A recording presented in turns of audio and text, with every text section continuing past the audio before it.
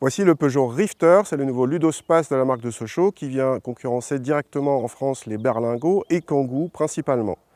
Le Rifter, c'est le successeur du Partner Tipeee. Auparavant, il y avait le Partner en véhicule utilitaire et Partner Tipeee pour sa déclinaison Ludospace, c'est-à-dire un véhicule particulier. Le Partner véhicule utilitaire garde son nom et Peugeot a décidé d'appeler sa déclinaison VP Rifter pour mieux séparer les gammes et donner un côté aventure à ce nouveau modèle. On vous laisse seul juge. Ce Rifter existe en deux longueurs, 4,40 m ou 4,75 m, la version longue pouvant embarquer 7 passagers.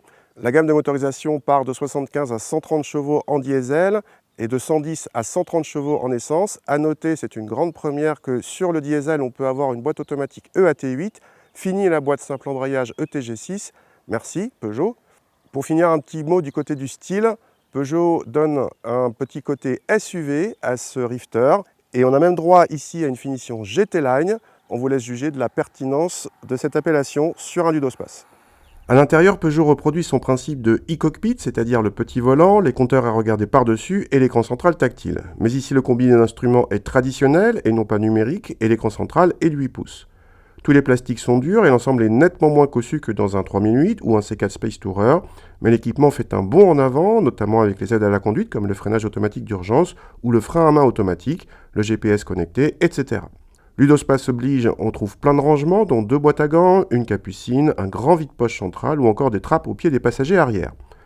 Ce qui nous amène aux places arrière, constituées de 3 sièges indépendants, comme sur le Berlingot, mais les sièges ne coulissent pas en longueur et ne font que se replier. L'habitabilité aux places arrière est généreuse, même pour les grands, et on note l'arrivée de vitres électriques à l'arrière qui descendent et non plus entrebâillantes. Le coffre s'ouvre via un grand haillon, pas forcément pratique si la place est comptée. Dans ce cas, la lunette arrière à ouverture indépendante peut aider. Le volume de coffre s'approche des 800 décimètres cubes sous tablette selon Peugeot, avec 100 décimètres cubes que le Partner Tipeee et un peu plus que le Kangoo, mais le Doblo ou le Docker reste supérieur en volume selon les chiffres constructeurs. Au volant de ce Rifter, commençons par préciser qu'il utilise la plateforme EMP2, donc la même que les 308 et 3008. Alors pas question ici de parler de dynamisme, puisqu'on est sur le segment des Ludospace. Malgré tout, au volant, on a une bonne surprise. D'abord, le confort est excellent, le niveau de filtrage est excellent. On a utilisé pas mal de petites routes pas bonnes, assez déformées, et franchement, le niveau de filtrage est vraiment convaincant, très loin du côté rustique des premiers Ludospace. On se rapproche plutôt de la sensation de conduite d'un monospace par le niveau de confort.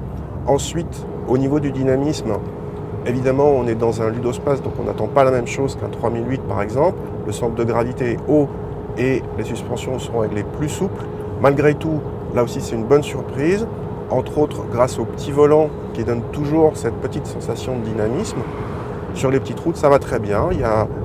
Sans parler de plaisir de conduite, là encore, on est assez épaté par ce que fait ce Ludospace. Dans la catégorie, en tout cas, c'est clairement le plus agréable à conduire. Ces sensations de monospace, de ne pas être dans un Ludospace, sont confortées par un très bon niveau d'insonorisation. Là encore, étonnant pour un Ludospace, surtout pour l'insonorisation moteur. Et alors le moteur, on y vient. Ici, on a un HDI de 130 chevaux qui donne des très bonnes relances. Ça aussi, ça contribue à la sensation de ne pas du tout conduire un véhicule utilitaire. Et enfin, la dernière bonne nouvelle, la boîte automatique à 8 rapports, douce, rapide et pas trop mal gérée, infiniment mieux que l'ancienne boîte simple embrayage BMP6 ou ETG6. Ces prestations ont un revers, le tarif. Il augmente de plus de 1 500 € à motorisation équivalente par rapport à l'ancienne génération de Partner. Et ce Rifter devient l'un des Ludospace les plus chers, même s'il faut signaler que l'équipement a largement progressé. Le Rifter d'entrée de gamme dépasse déjà les 23 000 € et notre modèle d'essai, le plus cher de la gamme, s'affiche à 31 000 €. C'est le plus cher de tous les Ludospace actuellement sur le marché, tout simplement. Et la version allongée coûte encore 1 000 € de plus.